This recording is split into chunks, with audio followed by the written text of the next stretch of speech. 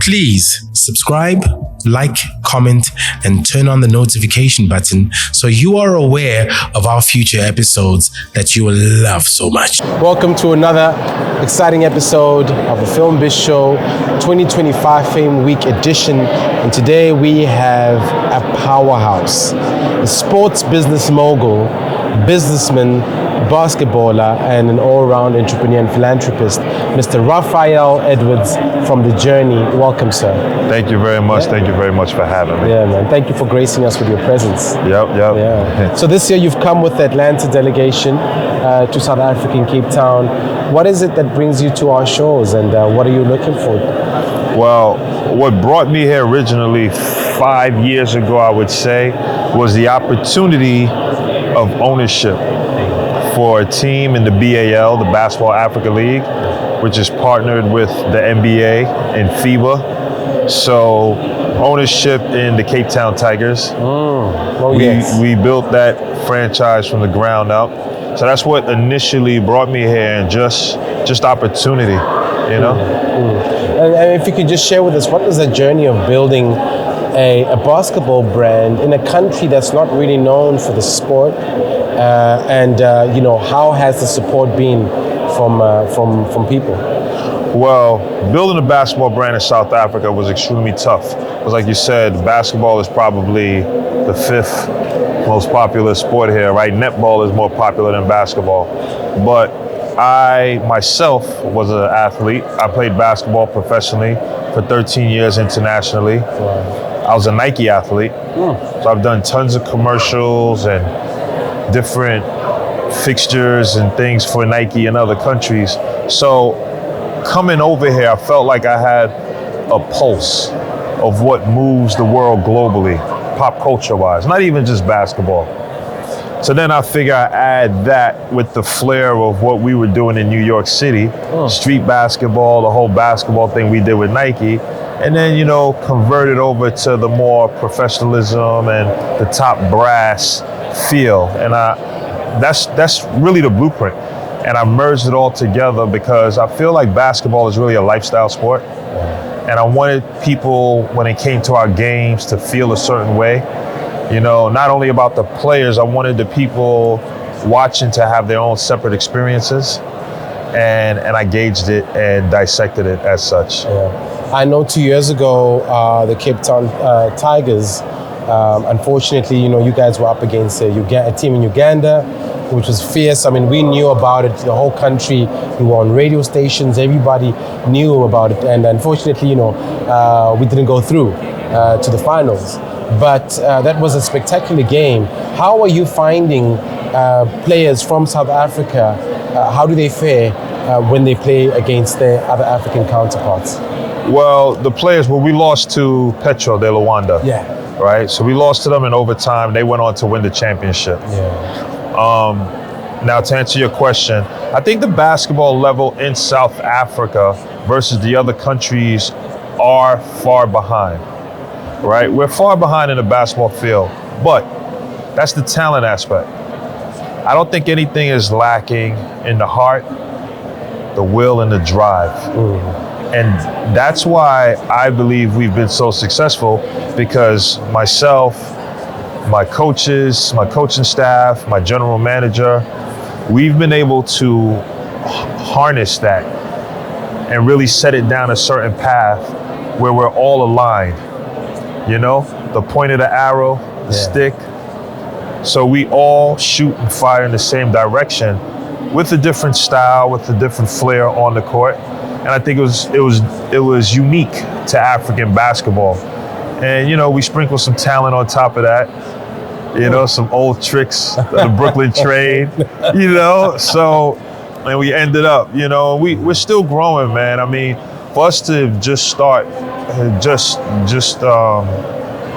the brand and the organization 5 years ago, and for us to make it to the semifinals of the Basketball Africa League with all of these teams that's been around for 20, 30 years is amazing. Man, that's phenomenal. But I want to take it back to the foundation, before we get to The Journey being the company now that is going to be taking the continent by storm. I want to start with the foundation being Brooklyn, you growing up in that space, and how it informed the way you navigate the world. Because, you seem like someone who's able, you were able you made miracles. You did things that maybe people from your background might have thought it was impossible, And how does where you come from inform where you are today and the way you conduct your business? And why did you start a brand like The Journey coming off the back of something like Cape Town Tigers? Well, growing up in Brooklyn, that's where my journey originated.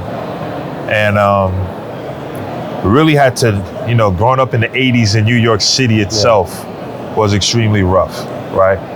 Now, not rough in the sense of how you guys have your townships and stuff, but rough like violent and on the train and always looking over your shoulder. And that's anywhere you went, in any neighborhood, not just a specific one. And, but it taught me a lot. It taught me how to be tough. It gave me my common sense, my street knowledge, but it also taught me how to deal with people directly and to be straight up and what we call a stand-up guy, because I think that that's universal, So I grew up in Brooklyn. I played basketball, as many of us did, but I think I've been on the shorter side of the numbers all my life, because young black men coming out of Brooklyn, the numbers, you really aren't supposed to make it to college. Then to make it to college and be a Division I athlete. Then to go from Division I athlete to a professional, that's less than 1%. So, they say ignorance is bliss, because I didn't know that when I was in it. And I feel like that's the same thing I carried over here. I didn't know all the hurdles I was gonna face in South Africa. When I was presented with the opportunity, I knew it was my shot. I knew, we don't get this type of seat at the table. And I had to put all my chips in and say, hey, listen, we're gonna go over here and do this. This is what's gonna happen. And again, I took the knowledge from Brooklyn, the street smarts, the demeanor of being solid with people and stand up with people. And I always say I make fun. I could be in a park with unsavory people that really respect me, but then I could be having lunch with a billionaire that really respects me. And I feel like that's one of my powers, that I'm able to transcend and cross over those boundaries seamlessly. Really powerful, man. It's really, really powerful. The Journey, a new venture that you're going into. Yes. Very exciting, very exciting. Yes. Everyone should know about this. Yes. Just maybe share that with us. So The Journey is something that I started, on my hiatus with the Tigers while we're waiting for the league and everything else to develop. And what I realized in my life and when I watch other people, you're always aiming for a certain goal, right? So we're goal driven, we're goal orientated, and we aim for the goal and we do whatever we can to get to that goal. But what we miss out on is the appreciation of the road to the goal, right? Because I feel like that's what's building the character. That's the substance. Don't get me wrong, the goal is fine, and to obtain the goal is great. But then after you obtain it, you're satisfied for what? About a day. Then you set another goal, right? Whereas the journey lasts longer than the goal. And that's what's building the strength. So I named the company The Journey. And what we do is we are bringing African talent over to the United States to provide them with a platform so colleges could find them. And I say that when people say, oh, there's African players. Yeah, they are. Most of those African players are 6'10", 7 feet tall. It's easy, right? The colleges have the resources to find those guys. But what about the guy that's like 6'3", 6'4", and he could really play? They won't find you. And by the time they do, you'll time out. And then you'll be forced to play overseas.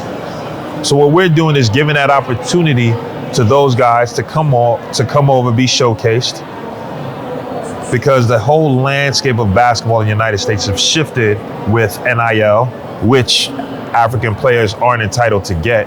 Wow. Right? Name and likeness, they can't get that, but they could take part in the collective deal. The collective is when alumni, different companies give back to the university specifically to pay the athletes. So we want to help these guys and girls, get this collective deal, get a college education, get experience, but then we also want to help teach financial literacy, right? So I'll throw out some numbers. Let's say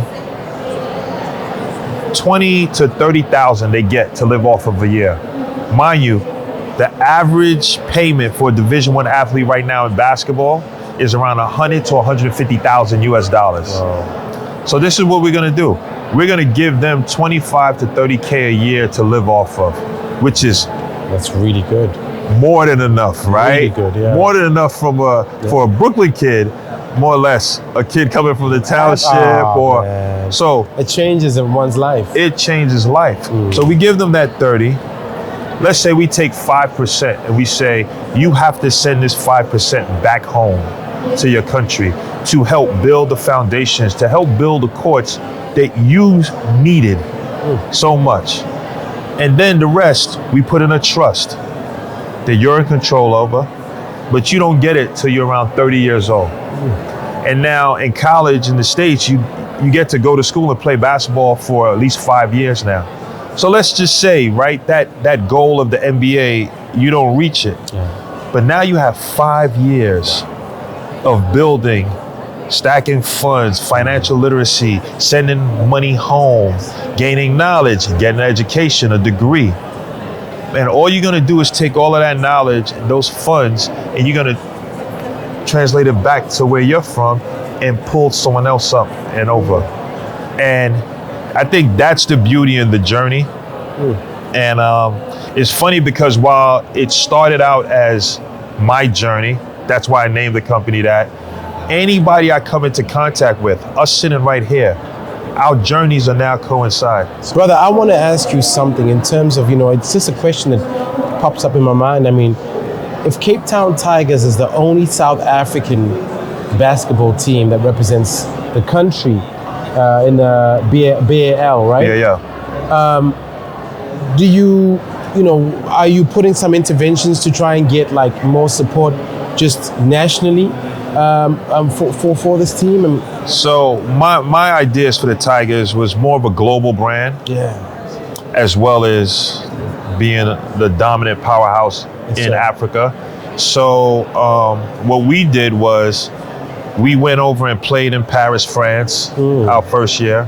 Then I brought the team to New York City to play in a New York City tour. And then the year after that, I took them to China. Oh, wow. To play. So the brand was growing. This past year, we didn't play in the BAL, and they had another South African representative. Congratulations to them. They made it. They didn't go past the first round, but they made it, right? And this is what I say when I tell people, when they talk about competition and what's going on in the country. Everyone can't play for the Tigers. We've had players our first and second year that's played with us, that trained with us, that learned how to be a pro and got better with us. They didn't stay with us. But what they did was they took that knowledge and went to another team. And once you know what it looks and feels like, you know. So they took it to the other team, whether they, may want to admit it or not. But they helped that other team get better and raise their standard. And then, when we did it, it was no team to have ever done it here. So we didn't have a map. I feel like we've created a map for people. And I'm proud of that. Like some people would say, oh, but you have to compete against them. And I've never ran from competition. So I'm not worried about that. I'm more proud of the fact that we created the map for other people and other teams to follow us now. And now we can go compete against the rest of Africa. Man, that's really phenomenal, man. Just that mindset itself shows that it's someone who's really gone through the fire and came out as pure gold. Brother, we want to, now that we're at the end of our very brief conversation, as a Film Biz Show, we really want to say that we salute you and we will honor you, and we wish you all the best on your journey going forward. You are a role model for the young people in this country and on this continent, and we really hope that your footprint gets more and bigger so that we can follow in your steps and we can see you as someone who's advocating for our people. So thank you so much. Oh man, appreciate you. God bless, brother. Thank you for having me. Yes, sir.